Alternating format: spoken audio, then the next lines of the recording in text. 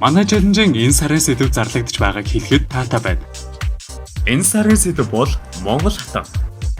Хэрвээ та манай группийн шинэхэн гишүүн бол эсвэл манай челленжид анх удаа оролцох гэж байгаа бол танд группийн танилцуулга болон челленжийн дүрмийг танилцуулж байна. Бид сар бүрийн эхний өдөр шинэ сэдвээ зарлах бөгөөд тухайн сэдвийн доор мөн группээс заасан дүрмийн дагуу дүрийн дизайн гарган оролцох боломжтой.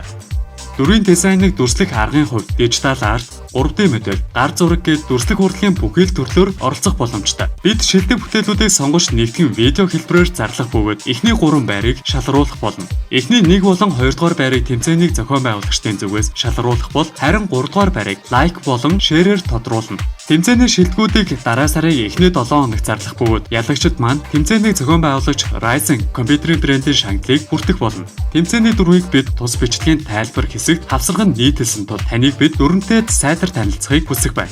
Хамтдаа бүтээлч байж цагийг сонирхолтойгоор өнгөрүүлцгээе.